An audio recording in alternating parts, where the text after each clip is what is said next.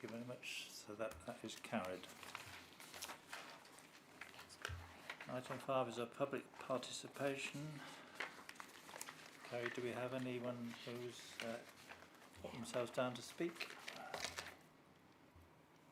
Yes, we do, Chair. We do have 3 persons down to speak tonight, and there has been a request for your discretion to change the... Mr James Wilson has requested if he can speak first. So that's up to your discretion, Chair. We've got three people.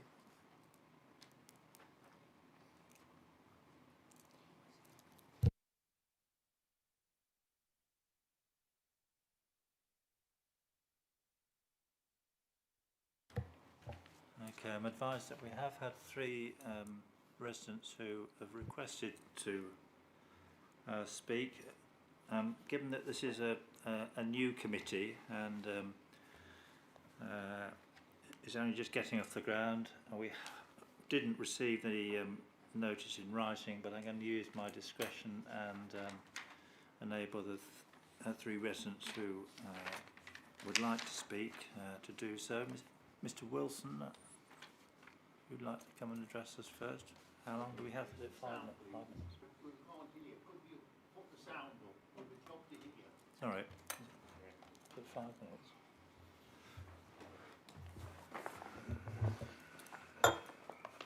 It's only 3, Chair, but we wish to give him 5. This is my first time using this apparatus, so apologies.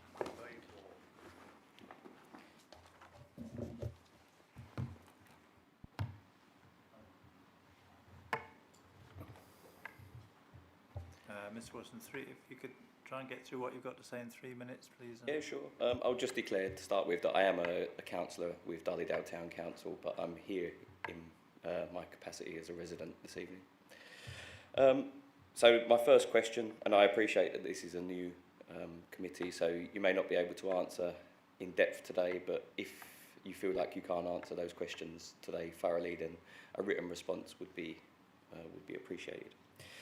So as the higher housing targets have been accepted, how are you finding a balance to protect the identity of historic communities whilst achieving the goals of these higher housing targets?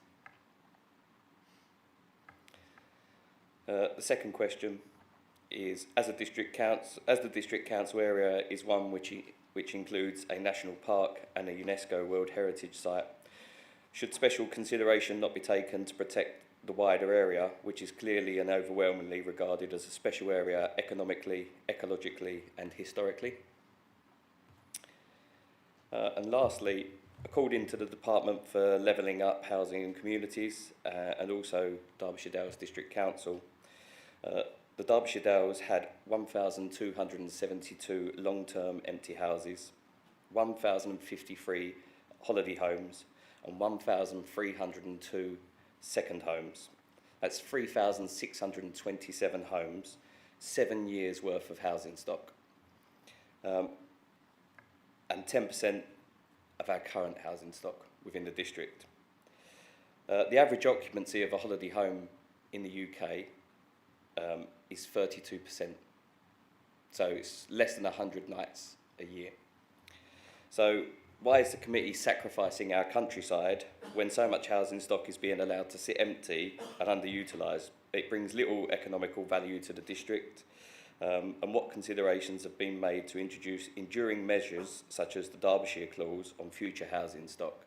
For example, the former mill in Middleton, it was converted into livable properties, but it's all holiday homes. So, you know, we've got these existing infrastructure that's turned over to holiday homes, and, you know, at the same time you're asking communities to sacrifice, you know, valuable green land. So those are my questions. If you're able to answer any of those today, that's great. If you need time to consider a response, I'm also happy to allow you some time. Thank you, Mr Wilson. Well, I didn't realise that you were going to ask questions. I don't want to stand on ceremony, but it does help. It does help if questions are submitted in advance. That's the reason for having that that requirement. They were submitted yesterday. Are they submitted? My apologies, they weren't. Well, I guess as you weren't the chair at that point, you probably wouldn't have seen them. So that's the question, and then the response to that. Have we got responses?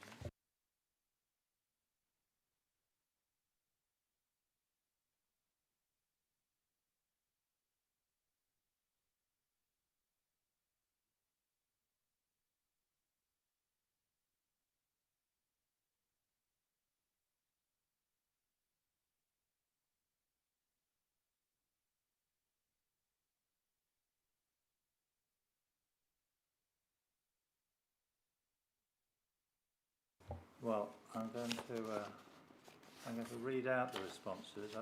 These are not my responses, you'll understand. These are responses that were prepared by others.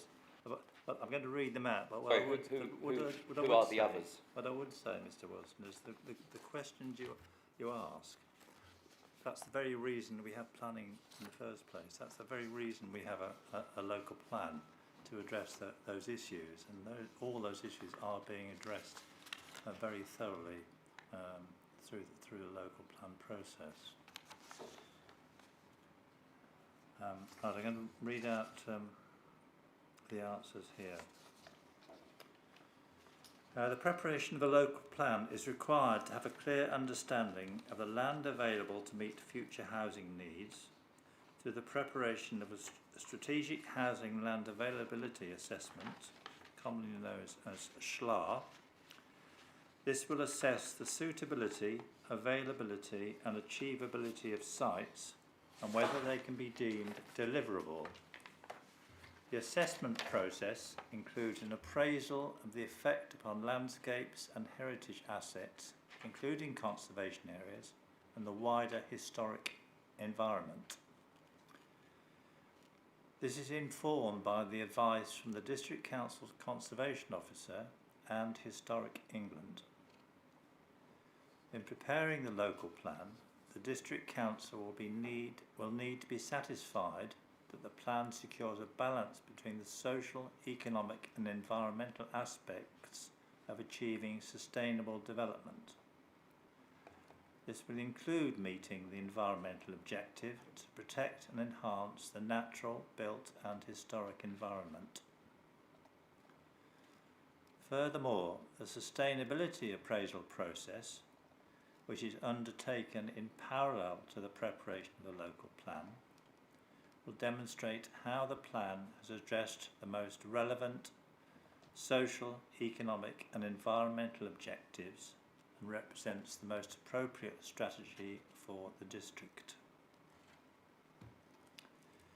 In relation to your question on the World Heritage Site and the wider area of the district, the National Planning Policy Framework, this is the government's policy framework which we have to work to, establishes that great weight should be given to conserving and enhancing the landscape and scenic beauty in national parks, and that the scale and extent of development within these designated areas should be limited, while development within their setting should be sensitively located. Similarly, the framework recognises that heritage assets, such as World Heritage Sites, are an irreplaceable resource and should be conserved and enhanced in a manner appropriate to their significance. In preparing the revised local plan, due consideration of the impacts and of the scale and location of development upon the natural and historic environment will be made in accordance with this national planning policy. This will require promoting a sustainable pattern of development that seeks to meet the development needs of the area whilst balancing the protection of areas or assets of particular importance. Going on to your question around housing stock, the District Council acknowledged that the issue of underutilised stock within the area, suffering from a slow housing market contributing to the increase in the number of long-term empty properties and properties empty for more than 2 years, with our records showing 3,170 to date. There is also some evidence of vendors having to offer price reductions to achieve sales, and that second homeowners have been looking to sell their properties or convert them for use as holiday homes in response to the imposition of the second homes premium. The District Council have implemented a number of measures to tackle the issue, although this is outside of the local plan process. Empty homes for example, empty homes premium, charging an additional 100% council tax after 2 years empty, 200% after 5 years empty, and 300% after 10 years empty. There are currently 184 properties being charged the empty homes premium, and clear evidence that this is encouraging owners to take action to bring their properties back into use. The second homes premium, this charges an additional 100% council tax on all properties designated as second homes, otherwise known as furnished empty homes. This also includes holiday homes that are not charged business rates. The charge is applied immediately on a property being designated by council tax as a second home.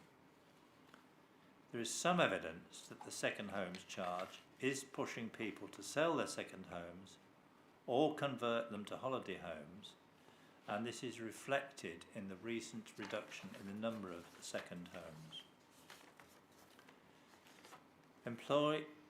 We have employed an empty homes officer who proactively addresses empty homes, including empty properties reported by members of the public. This includes cooperating closely with environmental health and council tax and using tracing agents to chase up the progress of probate cases, which make up a very significant proportion of long-term empty homes. We do, however, anticipate new planning legislation to further assist in reducing the number of second homes and holiday homes in the Derbyshire Dales. So I hope you found that response helpful, Mr. Wilson. Yeah, just Sorry, that's you've had your go now. Sorry. We now move on to our second speaker, and this is Councillor Vicky Rains from Townsley Parish Council. Councillor Rains. Is yours a statement or a question? Yeah. Yes, good evening. £70,000 has been allocated to do built sport and playing pitch assessment. I'm sure parish councils could have told you about these facilities. Yet nowhere do we see indication of required assessments related to sewer capacity or drinking water capacity. One would think these are far more important. Surely your terms of reference are part of this. Strategic policies should make sufficient provision for water supply, and wastewater plans should look to 15 years ahead, and collaboration is necessary between infrastructure providers and the LA. Townsley Parish Council has contacted the CEO of Severn Trent. We have been given our own chief engineer to liaise with. We have explained the number of additional homes in Derbyshire Dales have to find. Severn Trent tell us they have had no recent contact with Derbyshire Dales. We find this unacceptable. We question why in June sewage was discharged in the village stream. Discharges happen when the sewer cannot cope. This raw sewage goes down to the Derwent. We question why tankers visit our village often at night. The tankers contain 15,000 litres of fresh water. 4 tankers visited our village last Saturday. Severn Trent have done a level 1 assessment of our sewers, but have promised a level 2 detailed assessment. They will send us the results in 8 weeks' time. Did you all know that a rogue developer can connect to a sewer without making any payment and without Severn Trent's knowledge? The Parish Council have sent Severn Trent a list of planning applications in Tansley dating from 2017 for Severn Trent to assess any invalid connections and non-payment. The reason Tansley's combined sewers are backing up and Severn Trent are dumping into our stream is a lack of capacity. The reason we have a regular delivery of fresh water is because the system cannot cope with the extra homes we have been imposed upon us without any meaningful assessment related to capacity. It would appear the local plan team are not working in the best interest of the established community. All they are interested in is building homes. Vital infrastructure appears to be of little concern, and we don't accept it's the government's fault, because you are here to serve the Derbyshire Dales. Are Derbyshire Dales consulted with strategic infrastructure providers? If so, then background papers will be available under Freedom of Information requests. Many people have asked for whole plan area infrastructure assessments prior to any call for sites. However, this has been ignored by councillors and officers. We are told assessments will take place when the sites are decided. How can you possibly know the cumulative impact upon the area by following this route? This happened under the original plan.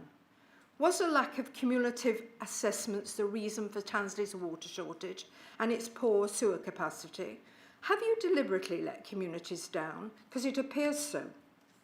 As a local plan subgroup, you cannot carry on without vital assessments being in place. I ask you to act responsibly and in the best interest of residents.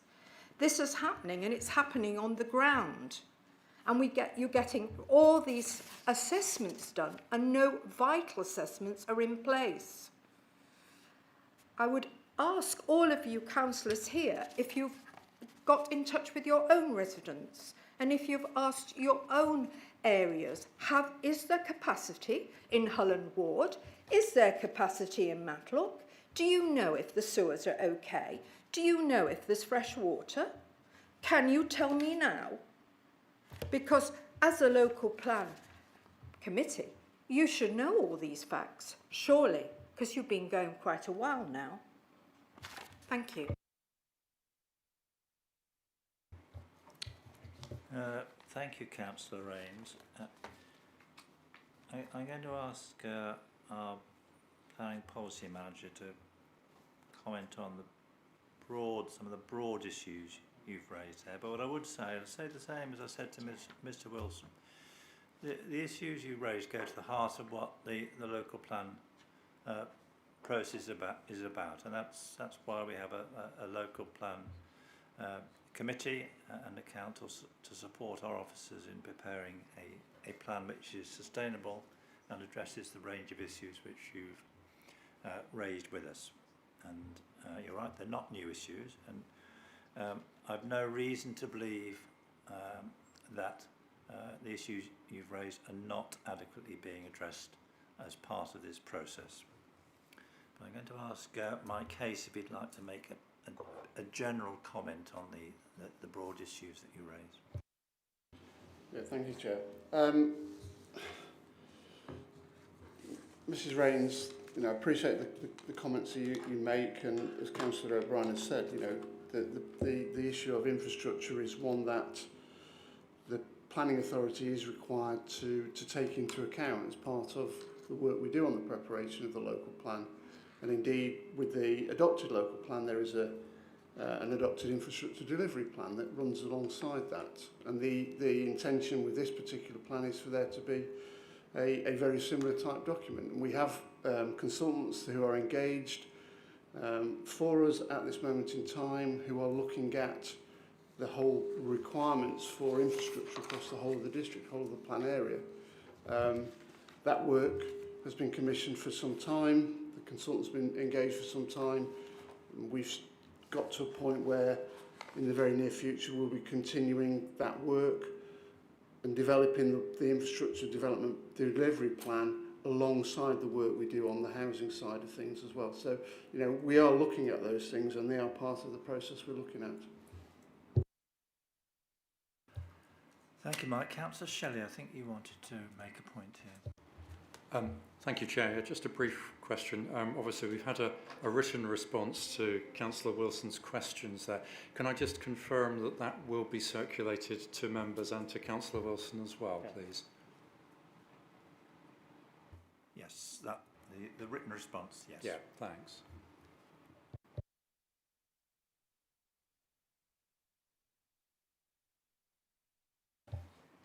Our third speaker is Councillor Gareth G, who's a member of Derbyshire Dales District Council, has come to make a statement to us.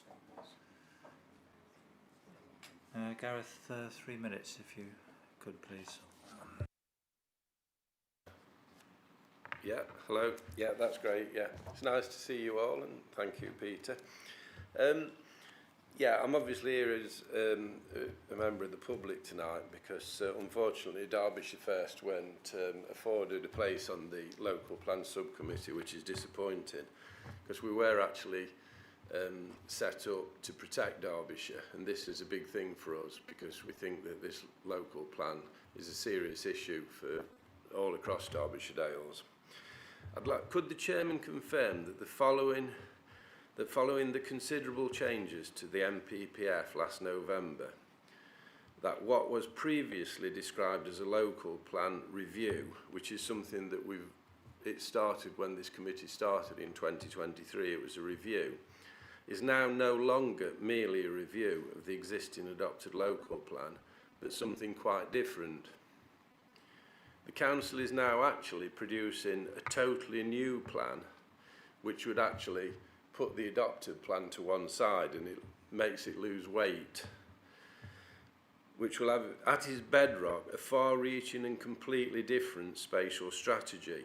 And the chairman actually alluded to that at the last meeting, that there was 4 options, and I think he said this was decided, but I've never heard that it's been decided which option of spatial strategy has been chosen, because there were 4 completely different. The item 1 was the existing method of spatial strategy. There were 2 sort of hybrid versions, and one which involved a new town with 10,000 houses. And strangely enough, I've heard as a side issue tonight that somebody said, they sent a text to my phone, that somebody had discussed that they were going to build a new town on Shirley Common, which is, I presume it's near Ashbourne. At first I said, who's Shirley Common? Because I thought that would be quite exciting for her. But so, you know, these type of things that come out in the public, it's a bit sad that, you know, we don't discuss it properly and select what we want to do. So a completely different spatial strategy to the existing plan. Could the chairman confirm this to be the case? I mean, I'm sure you'll do it afterwards. The production of a local plan with a mission statement to meet these new housing targets, which, taken into account the number of houses we've actually built between 2020 and 2024, give a new figure of 628 houses per annum over the next 20 years. That's about 12,500 houses. This is almost 3 times the number of houses planned for in the previous plan, which was adjudged to be sufficient in the previous plan. I think it was about 220, 217. These housing targets are completely inappropriate for the Derbyshire Dales and will lead to devastating overbuilding on green fields and the loss of high-value areas of outstanding natural beauty. I urge the members of the local plan committee to halt this madness, the production of this local plan, and instruct our council officers to robustly challenge government on the basis the levels and calculation of those housing targets is inappropriate for Derbyshire Dales. Now, I will be bringing a motion to the council meeting next week to ask you to do that, and I think you should seriously consider what you're doing at the moment, because by going along with a mission statement to produce these numbers, it's completely undeliverable and inappropriate, and I think you need to really get your head around it, of how serious it is, because, you know, for me, spatial strategy is the most important foundation of a local plan. And quite honestly, you don't know what your spatial strategy is. That's your starting blocks. You've looked at it. Nobody's said, we're going to do this, we're going to do that. you've got to think about it seriously. Do you really want to go down with this madness and destroy Derbyshire? And Derbyshire First will be watching you. Thank you. Thank you, Gareth. Thank you, Councillor G, for taking the trouble to come and address the committee. I don't think it is madness. I think you're doing injustice to the role of members of this committee, who take their responsibilities very seriously and are going to produce a plan, which I think will be a credit to the council and to the Derbyshire Dales districts. And we've got a very excellent team of officers who are working to achieve that. Yes, it is a revision. It's quite normal practice for housing number requirements to change during the part of a local plan process, and for that to require a revision to a spatial strategy. That is a very common, probably the most common reason for revising a local plan. But we look forward to a debate at council next week on your proposal. Right, we have one further question, written question submitted to the committee this evening. This is from Susan Hobson. I'm not sure that it's in what capacity it's submitted, as many of you will know round the table, as we all know round the table. Susan Hobson is both a district councillor and a county councillor, but of course she is also a local resident. Her question is, at what point will the council genuinely listen to community concerns and prioritise them over inappropriate sites proposals, including sites such as Northwood Lane Recreation Ground, where there is a massive and legitimate public opposition? I'll read out the response that has been written to Susan Hobson's question.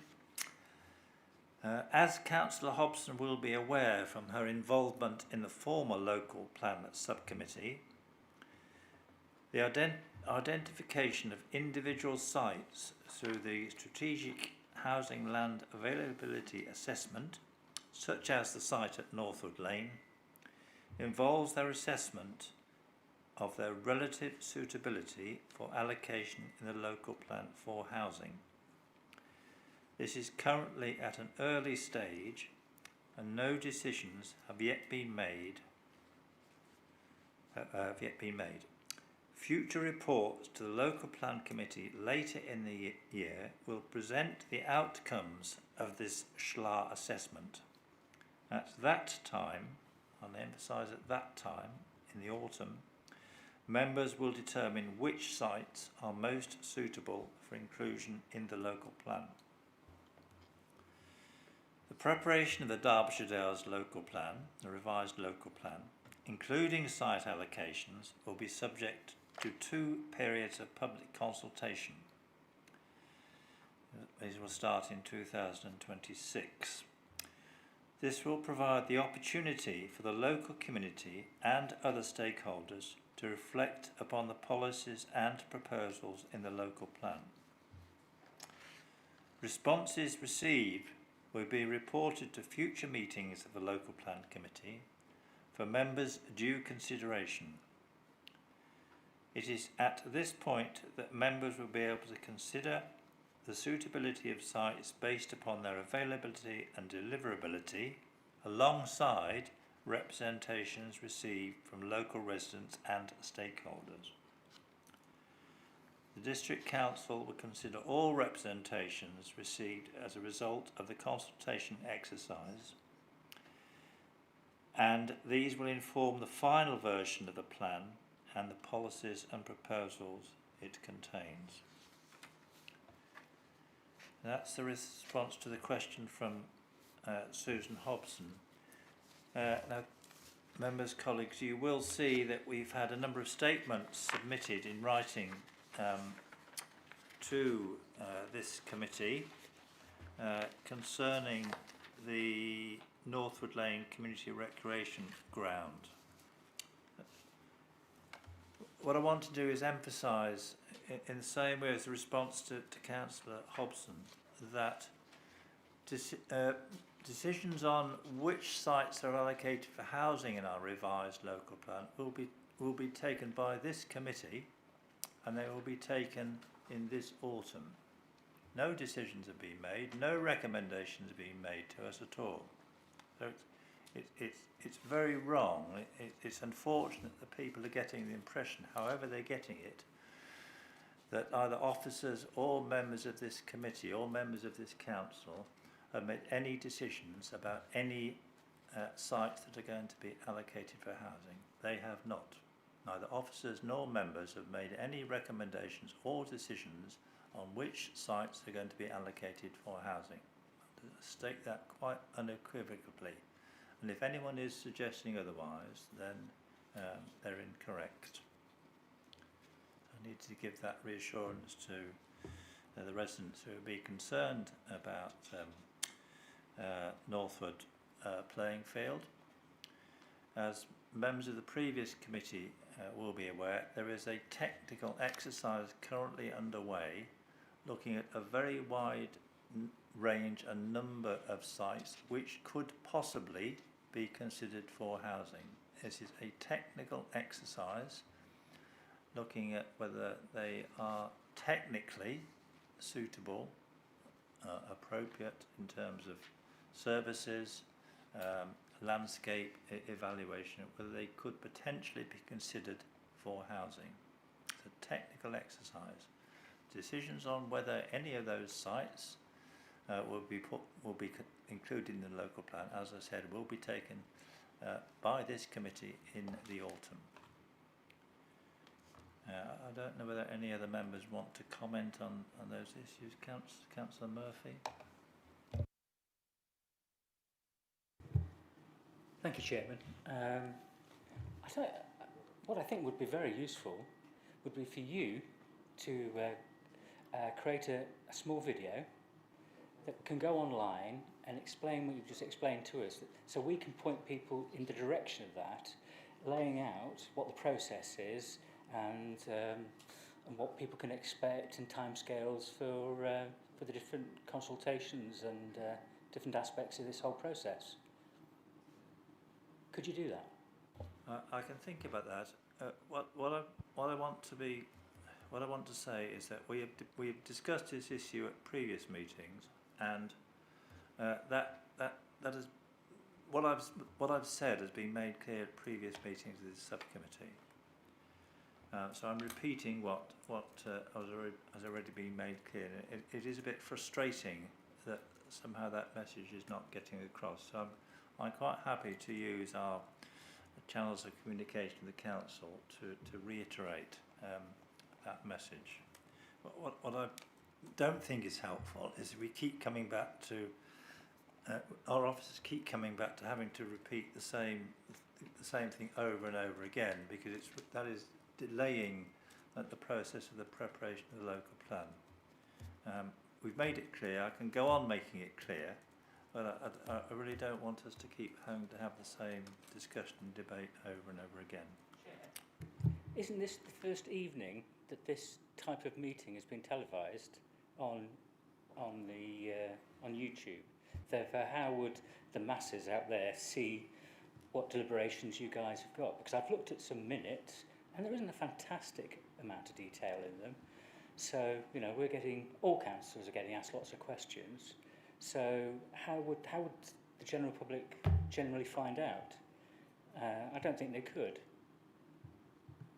Well, this is a new committee. Although many members come from the previous subcommittee, when we come on to the body of the substance this evening, I want to give all members an opportunity to ask those sorts of questions.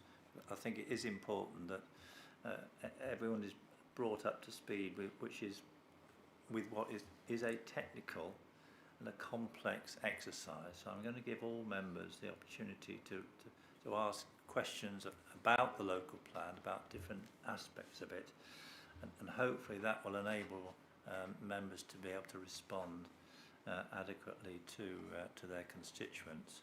What I would say, if members have got questions about the local plan, do get in contact with our officers who are going to introduce themselves soon, and that they're quite happy to explain in non-planning jargon the issues which the local plan is addressing, and the way in which that's being done, and the way in which local people can get involved. Councillor Dobbs. Thank you, Chair. It's just really to add, if we're talking about information to the public, to try to address some of the issues that came once the SHLA maps were released. If we could have some clarity of the legal position with respect to the monopoly service providers like Severn Trent and Western Power and so on, because we are very much they are not statutory consultees. There is an obligation to allow connection, and we cannot, and have unsuccessfully in the past tried to use lack of infrastructure as a reason for refusal and lost. So it is something that it really does need clarification as to where Severn Trent sit in terms of fresh water, removal of sewage, electricity supply, broadband and the rest of it. Thank you, Chair. Thank you, Peter. Point well made. I think Mike Hayes may well cover that issue generally when he comes on to introduce the main item this evening. That's the local plan preparation programme. Councillor Shelley. Thank you. Yes, I mean, like a number of other members, I've had a considerable number of local residents approach me with concerns about this as well. So I would echo Councillor Murphy's point about as much information in a simplified way being out there as possible. I'm not sure whether now is the right point for my question, or perhaps a little later on. It does relate to the timing of the stage B of the SHLA process, so it may be better dealt with later on, although it is very, very pertinent, particularly to the long list of sites that have come up now. So I'm not sure if you'd like me to reserve it for later. I think while we're discussing broadly this sort of issue, why don't you ask the question now, and then we can handle it. I'll think about it. Okay, all right. So the question really is, obviously the SHLA list which was put out, and I understand that what has gone out publicly and to members is probably far more information at this stage of the local plan process than we've had, or my predecessors have had. So in a way, what we've done is we've put more information out there, but it's quite hard to see the wood for the trees. And in some ways, I don't think you can put too much information out there, because some people will always be very, very interested in that. But it does mean that there is more for people to get their teeth into and perhaps legitimately worry about. And I get that, I understand that. The point I've got, I suppose, really is, of that very, very long list on the SHLA process at this stage, which I think comes to about 400 pages of sites, are those going to be narrowed down before we get to the public consultation stage? Mike, would you like to? The simple answer, the simple answer, Councillor Shelley, is yes, they will. And that was alluded to in the response that Councillor O'Brien read out to Mrs Hobson, Councillor Mrs Hobson's question.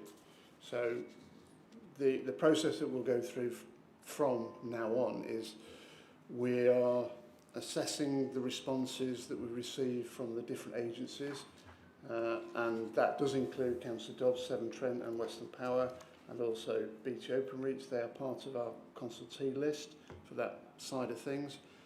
And what we will then do, we'll then look at the responses we've got and then determine the weight to give to those responses and how significant those responses are in terms of deciding for us or influencing our thinking on the extent to which those sites are suitable for inclusion within the plan. We'll then bring them back, as Councillor O'Brien said, to this committee for further review, and then at that point then they'll be recommended potentially up to council to be included within the plan for consultation purposes. A tiny follow-up, if I may, on that, because there's been a particular weight of response in relation to the Northwood Lane site, which is in my ward. If that site were to remain in the process beyond stage B, would the council take into account the representations that have been made by a number of people already, or would they have to go through the process again? In other words, are we logging and clocking that as part of the evidence base at this stage? The SLAR piece of work is, as Councillor O'Brien said, it's a technical piece of work to look at a whole raft of different sort of technical aspects. And if you recall, when we considered the SLAR sites for stage A at the previous local plan subcommittee, one of the things that you were keen for us to do as officers was to engage with the town and parish councils. We've done that, but only to seek technical responses. We weren't at any point in time seeking individual responses from members of the public about the suitability or support or otherwise for those sites. Just on as an aside, Councillor Shelley, as you know, that particular site at Northwood Lane has previously been in the SLAR and has been found to be unsuitable. The fact is that it's been suggested again means that we do have to go through that process again. And the circumstances may well be that we end up in the same position at the end of the day for that particular site, notwithstanding any comments that we receive from members of the public about their support or otherwise for the site.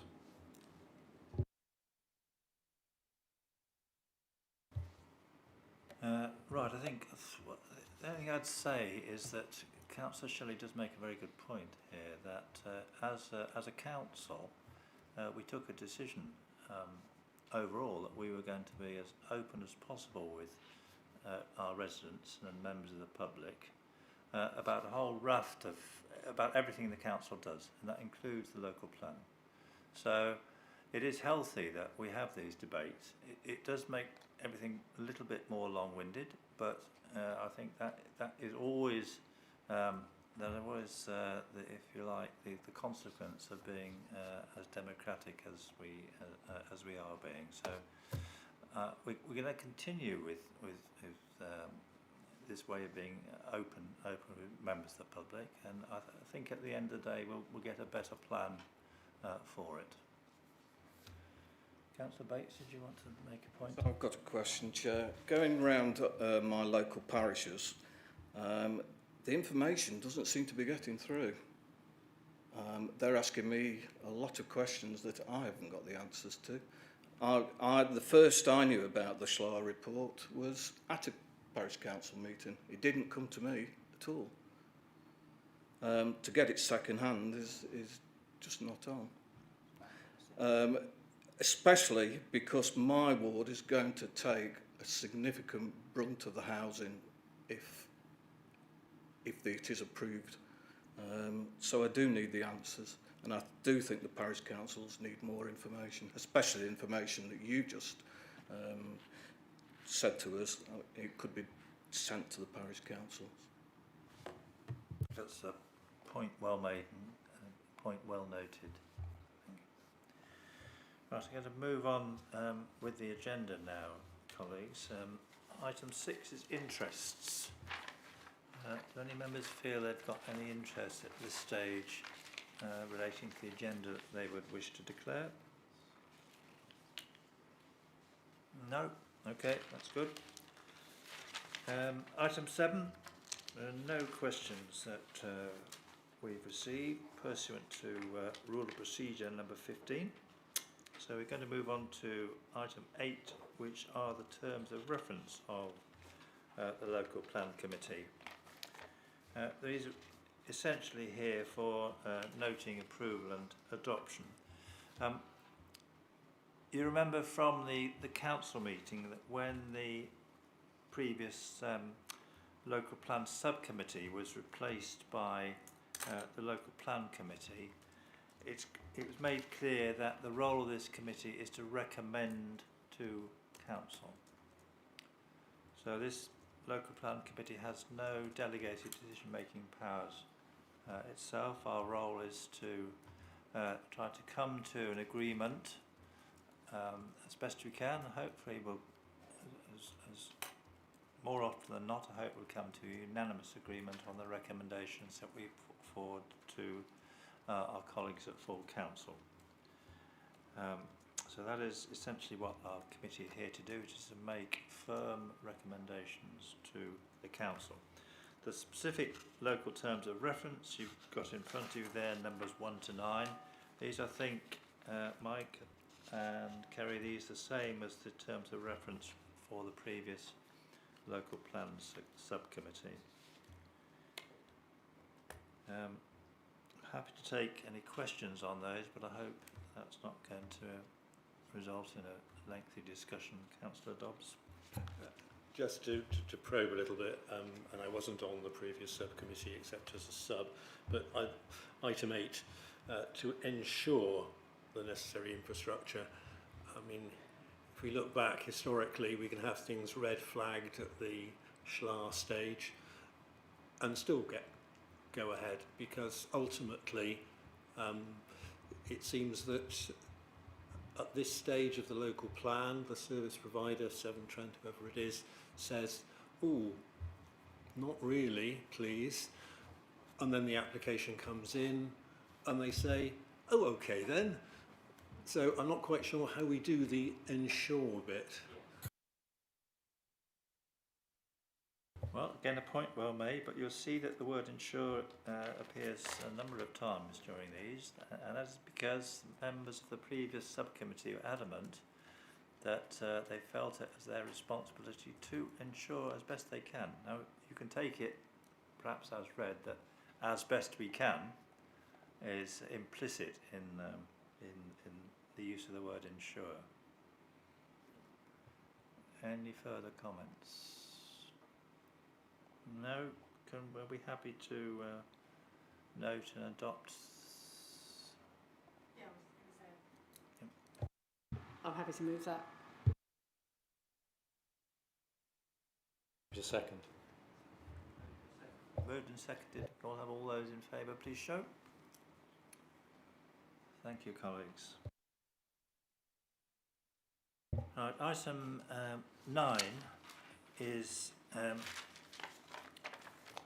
the work programme that officers and this committee are working to achieve our goal of the adoption of a local plan by September 2027. That seems a very long time away, but those of you who have been involved in local plan preparation will know that it is a lengthy process, notwithstanding successive governments' exhortions to local authorities to move as quickly as possible.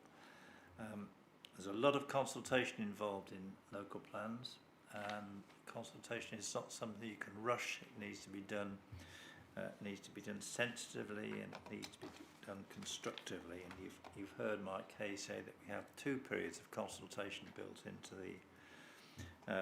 the programme.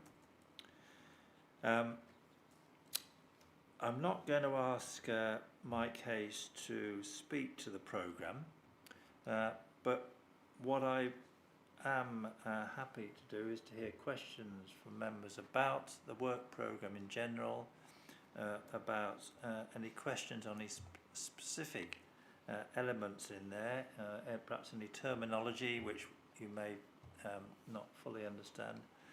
But also, as I said earlier, if there are members who are not quite as familiar as others with what the local plan is about, this is your chance to ask questions of our officers and myself as appropriate, but mainly our officers, about the local plans, so that you can be almost as up to speed as the rest of the committee. Over to you, colleagues. Councillor Shelley, then Councillor Murphy. Thank you, Chair. Yeah, it's just a quick one on how the information is being presented to us in this report. For me, one of the most interesting bits of it is it's a sort of Gantt chart, progress chart towards right at the very end of the document, the local plan work programme.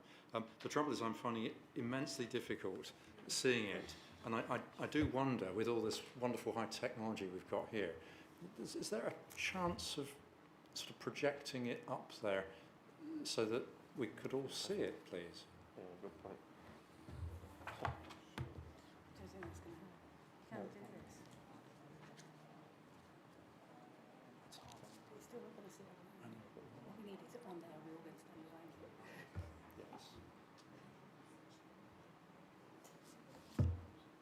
It's a really big stick.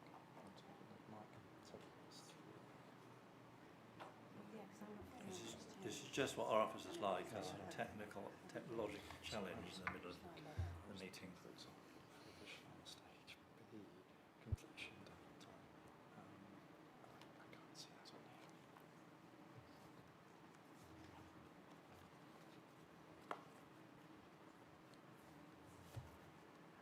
I can't see them. Some of them got no dates at the bottom.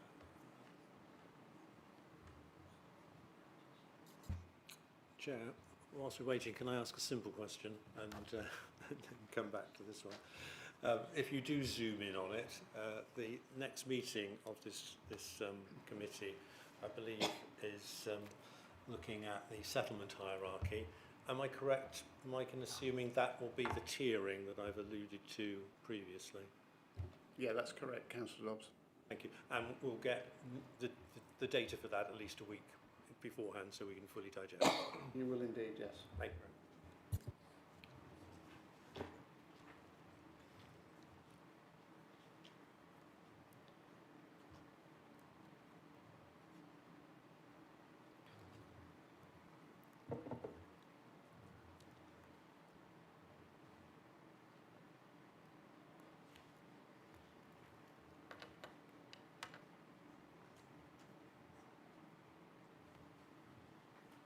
A bit more water.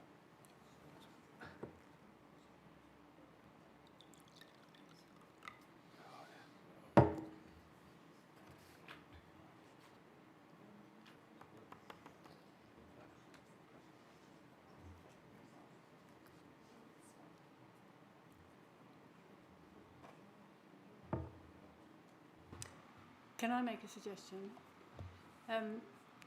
I suspect we're not actually going to be able to read it on that screen anyway. I think it's perhaps something we need. Pardon? We will try and make it as big as we can. No, I was just wondering if you could just give us the key dates. If you could just tell us the key dates, perhaps that's easier. Yeah. Like a good idea.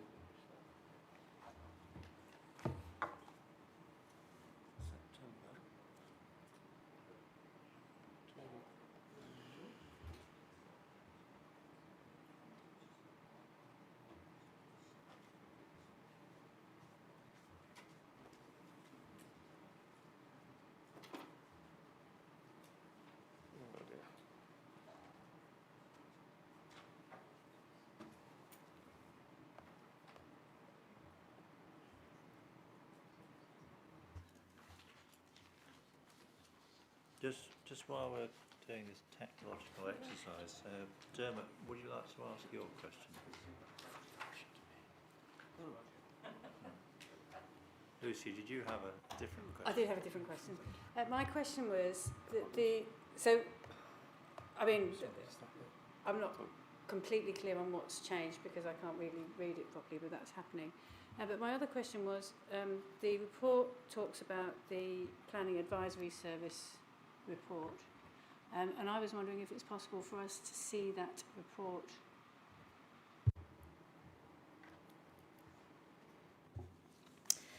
We haven't received the final version of the report from the Planning Advisory Service yet.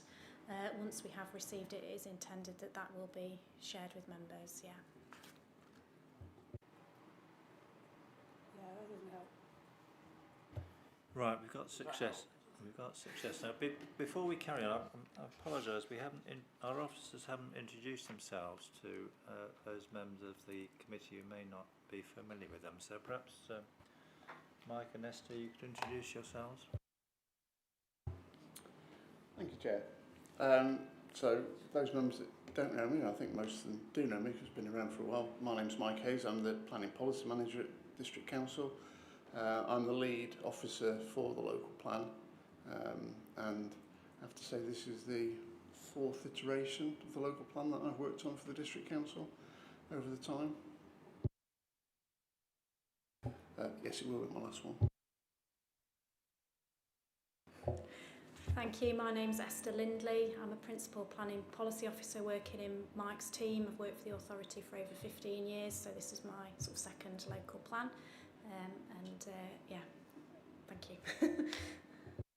Thanks very much. It's appreciated. Roger, did you want to then follow up your question? I mean, the only real one that springs to mind immediately, we almost need a big stick to point at this now actually, is where the Schlar B, Stage B completion is estimated to be on this process. And I accept there's obviously a degree of slippage here, and some of these things are anticipated dates rather than necessarily firm ones. So at this point in time, we're looking to bring back the results of the SMAR process to a meeting of this committee on the 19th of November.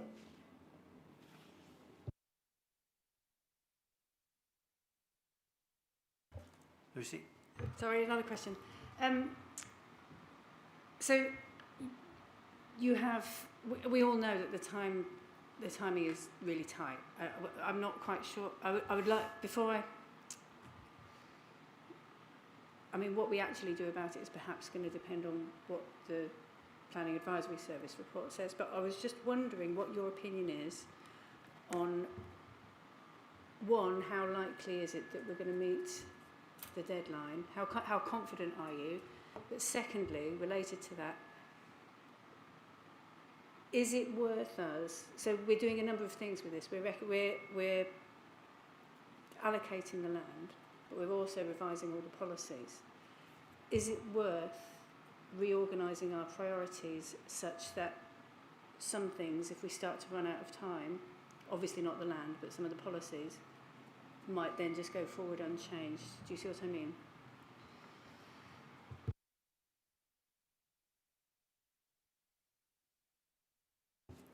In terms of the first question about the confidence to meet the deadlines, you're right, Councillor Peacock. The timescales we're working to are incredibly tight, and they've not necessarily been helped by the sort of shifting sand that we've had underneath us over the past couple of years in relation to housing numbers, etc. We've put this programme together on the basis that we seek to meet that deadline so far as is possible.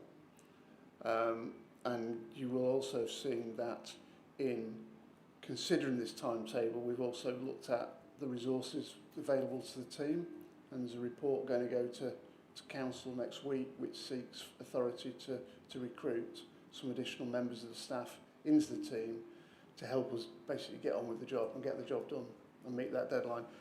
We're not bringing that report to members of Council lightly.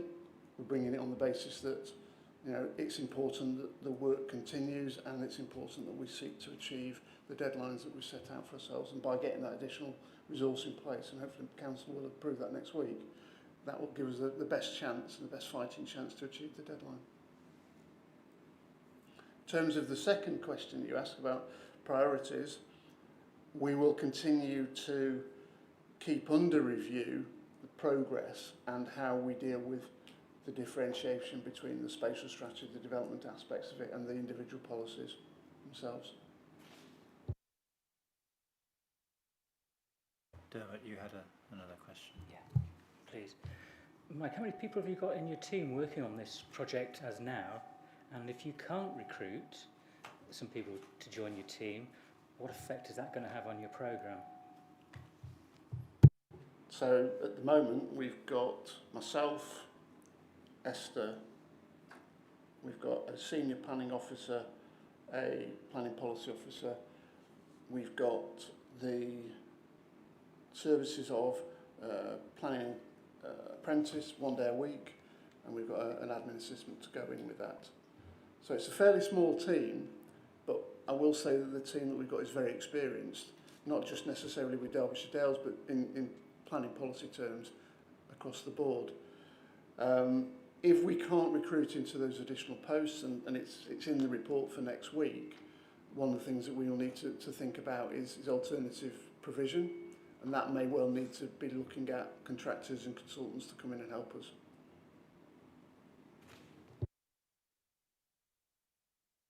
Councillor Burfoot, Martin.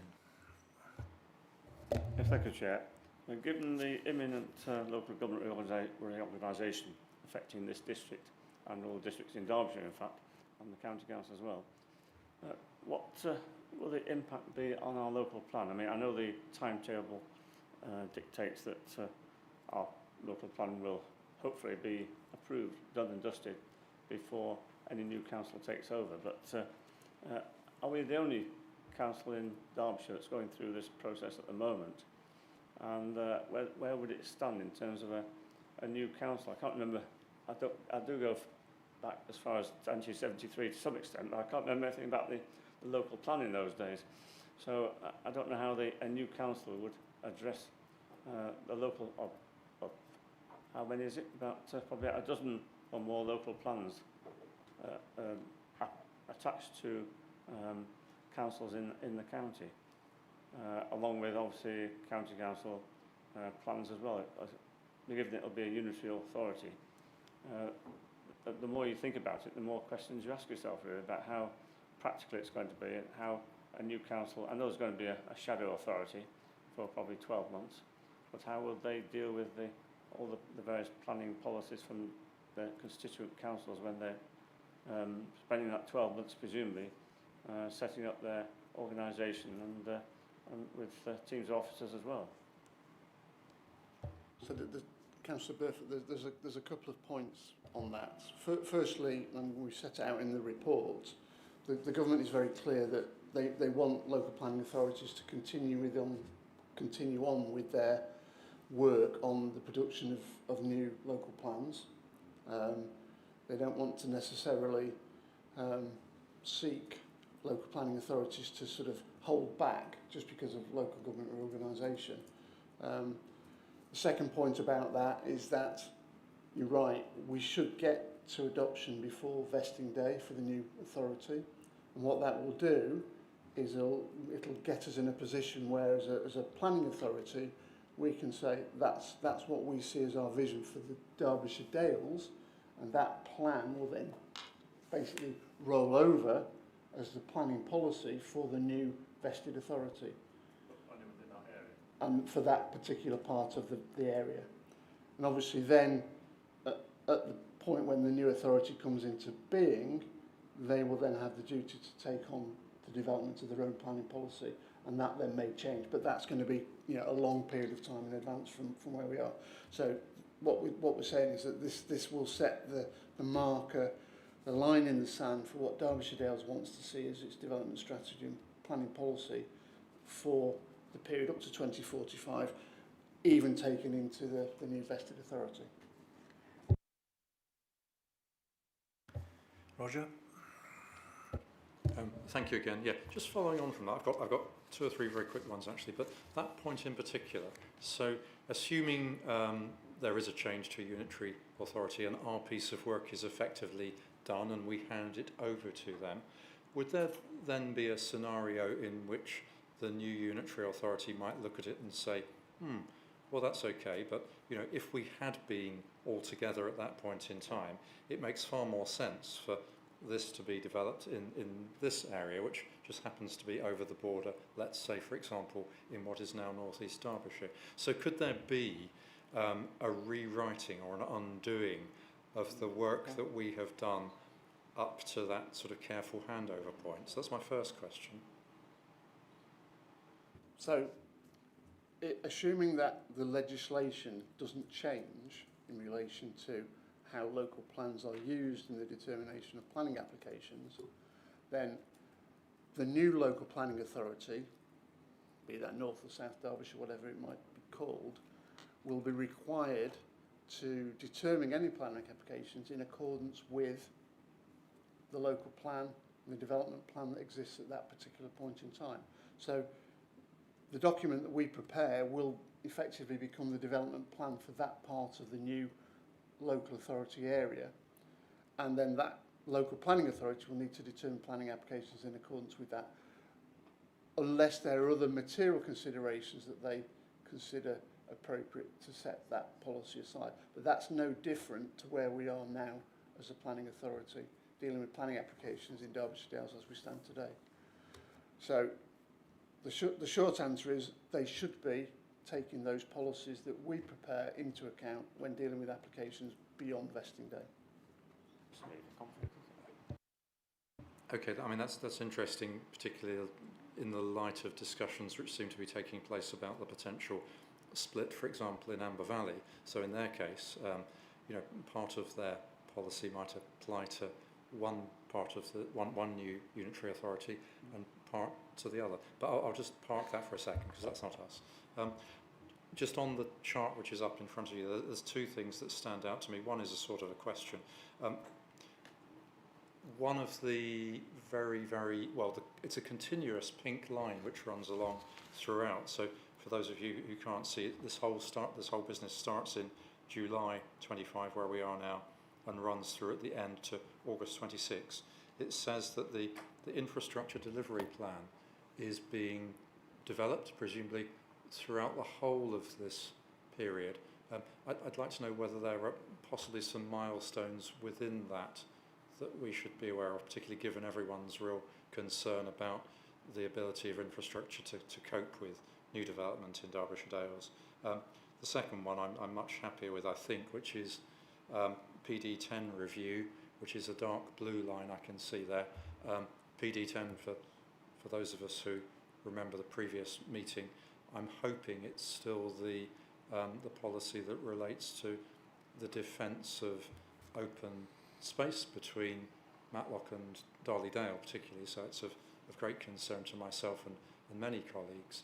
And I'm hoping that as part of what looks like a 3-month piece of work there, that's taking into account the representations that I and my colleagues made to greatly expand that, which in fact comes back neatly to the point about Northwood Lane, because one of the areas which we contested should be covered by PD10 is precisely that sensitive piece of land. Thank you. Yeah.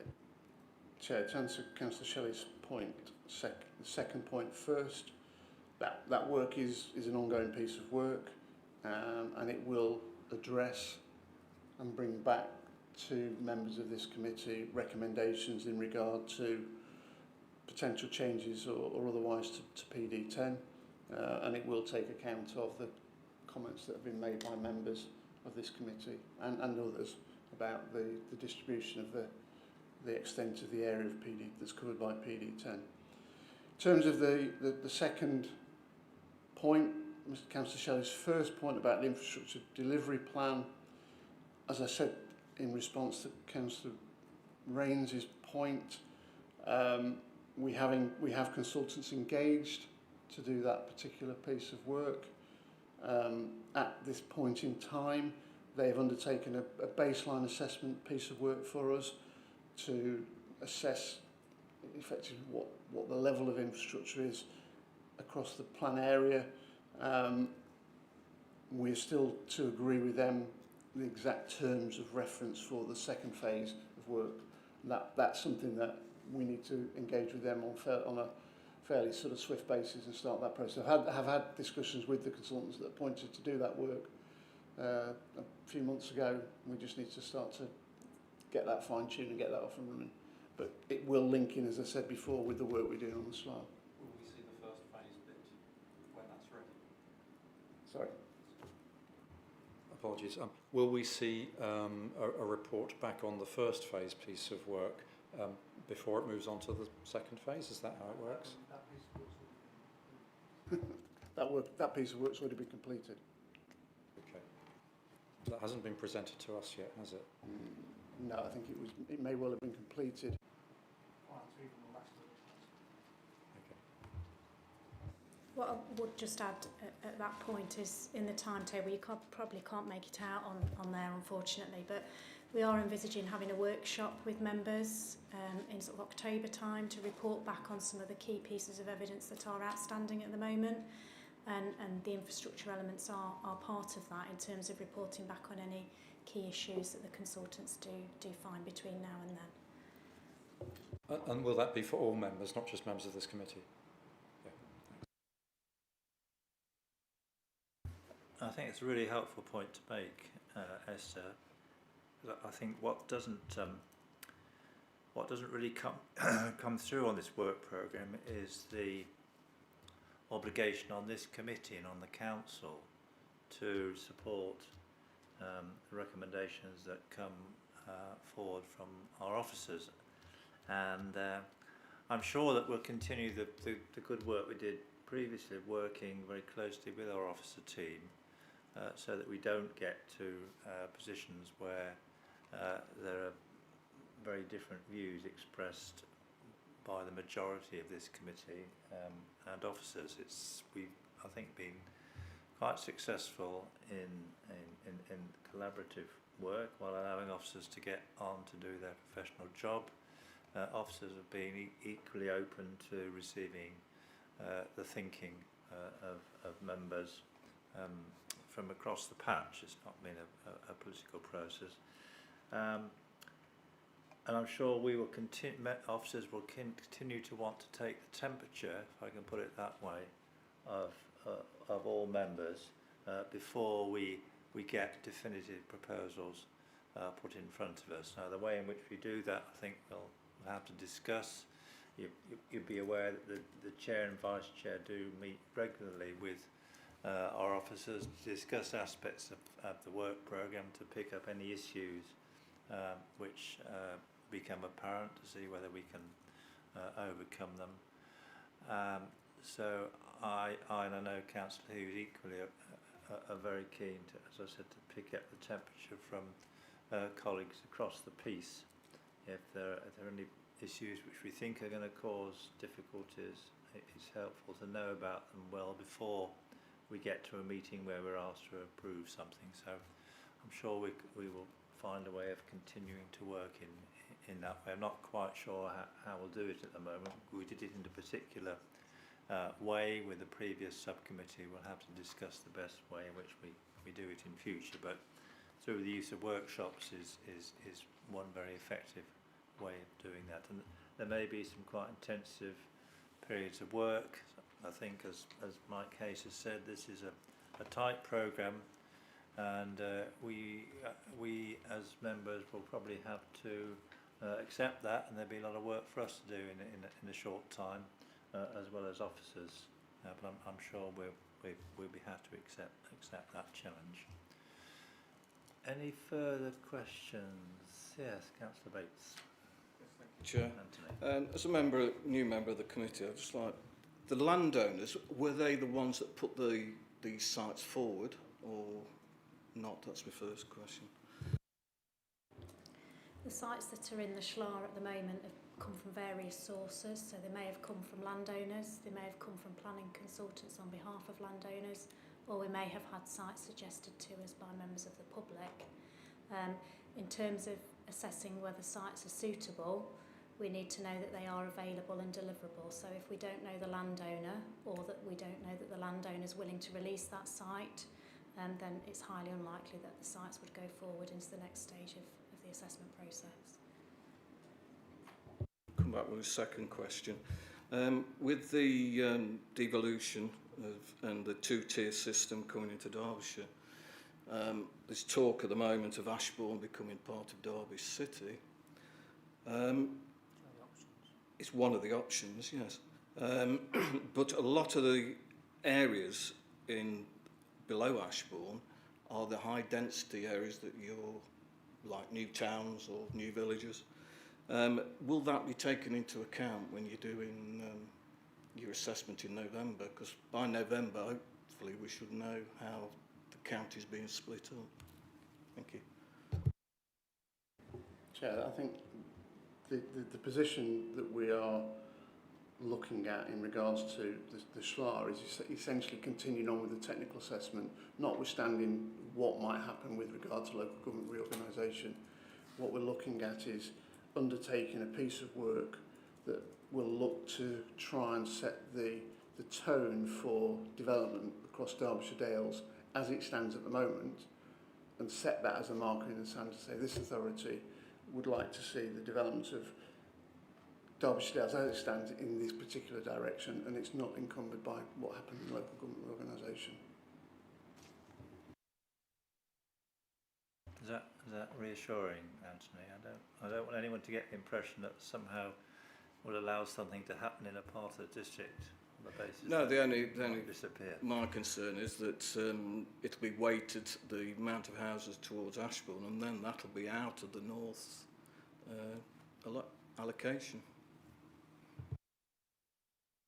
I think you need to be reassured that we want to produce the best possible plan, a sustainable plan that meets all the issues which have been addressed for the Derbyshire Dales as we are now.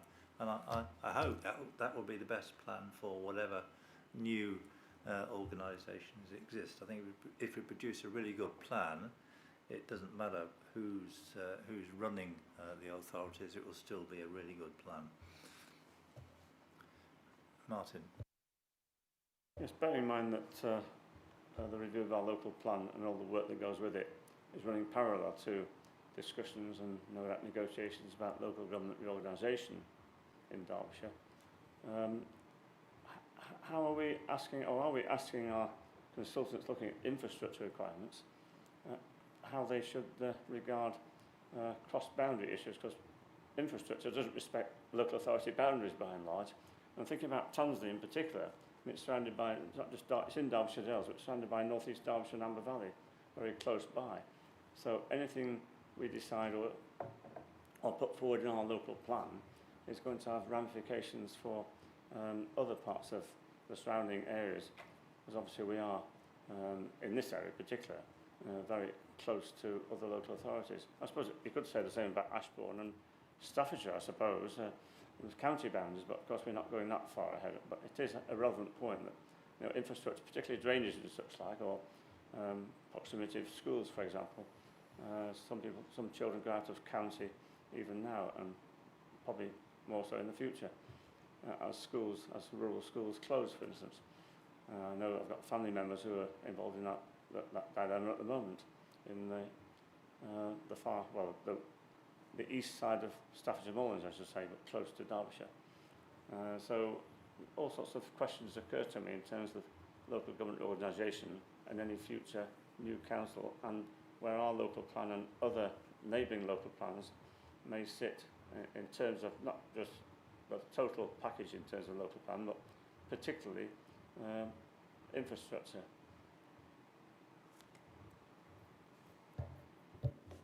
So you'll and members, you'll see on the work programme, sort of about halfway through, there's a pink line that runs across the work programme, and on the left-hand side you'll see the words duty to cooperate. There is a legal requirement for us to work with our neighbouring authorities, particularly where there are strategic cross-boundary issues. And one of the first tests that the examination process will look to us as an authority to identify how we've dealt with that is have we met the requirements in relation to duty to cooperate. So, be assured that we are working with our neighbours and discussing with our neighbours, including those authorities you've mentioned and the National Park, as part of that process. I hope that's helpful, Martin. I would add that following a recommendation of the subcommittee some months ago, the Vice Chair and myself and our officers are now in the process of arranging a meeting with the East Midlands Combined Authority, the Mayoral Authority, infrastructure will be probably the major item for discussion with the combined authority. It's taken some time to arrange that, but the combined authority have now seen it as vital and important that they do meet with ourselves to hear our thinking and particularly look at the issue of infrastructure provision, given the issue we have around our housing targets. So we'll be reporting on the outcome of that in due course. Any further questions, Councillor Murphy? Dermot again. Thanks, Chair. With that in mind, what you've just said, wouldn't it be a good idea to have a meeting with Severn Trent to discuss what our targets for housing in Derbyshire Dales, and to hear what their plans are to improve infrastructure in this part of the world over the next 5 or 6 years? Well, Mike's going to answer that, but you've heard him refer to the infrastructure delivery plan, and that is essentially what that, when you disentangle what that means, that does involve at appropriate time meetings. But I don't know, Mike, you want to have any more detail? I can understand where Councillor Murphy's question is coming from. I suppose the issue is Severn Trent are only one part of the infrastructure provision, if you like, and it's whether or not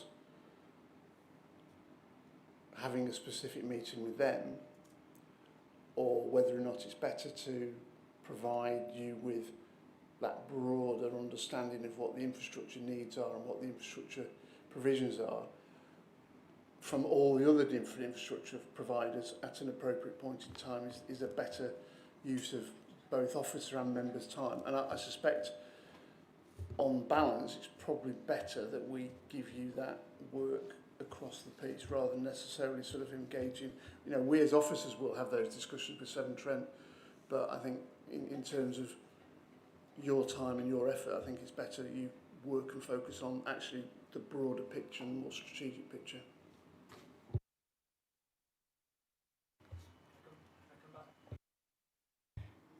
It wasn't about us having a meeting with Severn Trent. It was about, the likes of Peter and yourselves going to see them.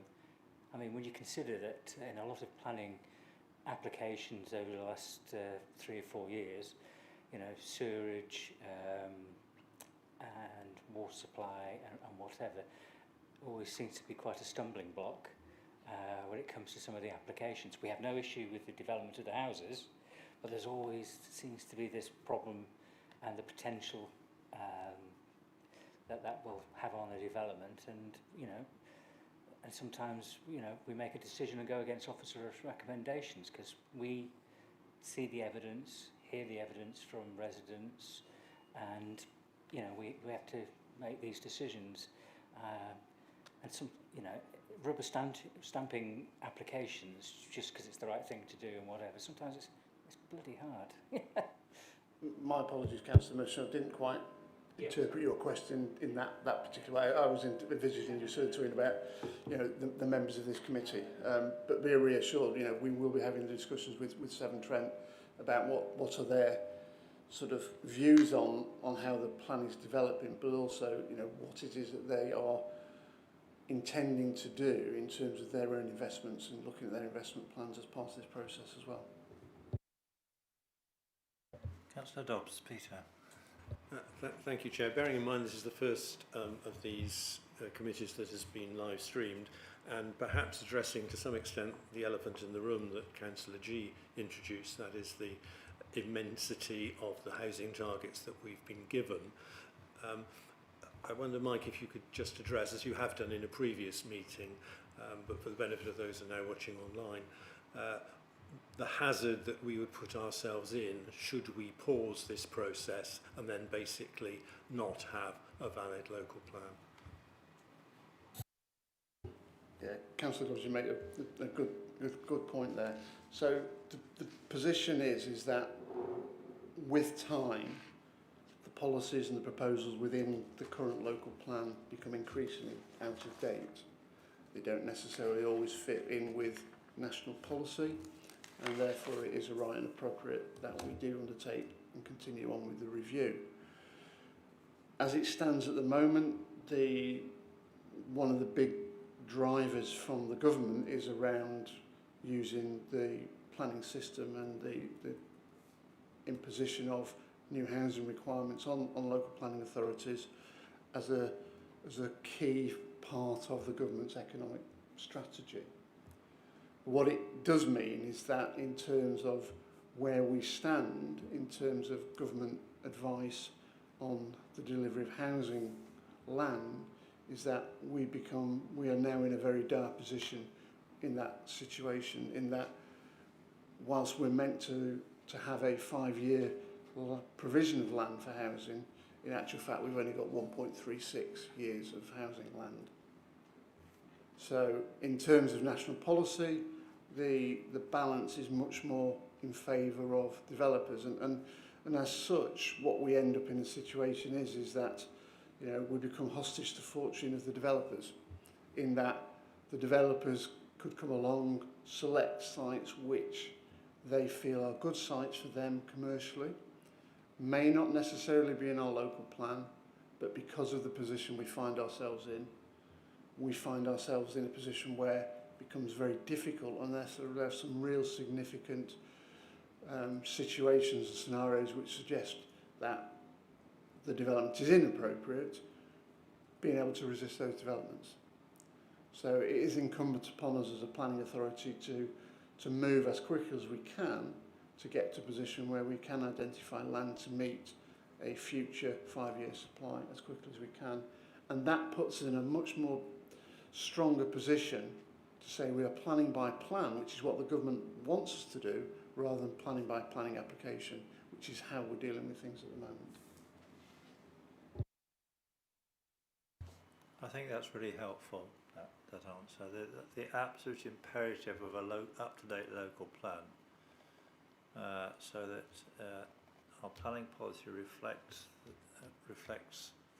this council's priorities on sustainable development, and doesn't, as it has to at the moment in terms of the planning committee, it has to reflect the fact that we simply don't have sufficient land available to meet the obligations which the government has put upon us. And the longer we delay that, the worse the position gets, and I don't think that's in anyone's interest. So thank you for making that point, Peter. Martin. Sorry to come back again, but I'd like to follow on from what Councillor Murphy asked about Severn Trent and so on. And I'd strongly endorse his suggestion or proposal for an early meeting with Severn Trent Water, because we don't tend to get much sort of two-way discussion and agreement with Severn Trent on planning applications, when so often they say there's no problem, and we know for a fact as local members that there are problems in the areas that we represent, and there have been problems in the past, I know fully well the area where I live in Matlock. So seeing as they're not a statutory consultee in terms of planning applications now, are they definitely a statutory consultee as regards the local plan and the housing proposals that we're going to come up with sometime later this year, presumably? You ask a very detailed question there, Councillor Burfoot, because both Esther and I are sort of looking at each other and thinking, are they on the prescribed list or are they on the general list of consultees?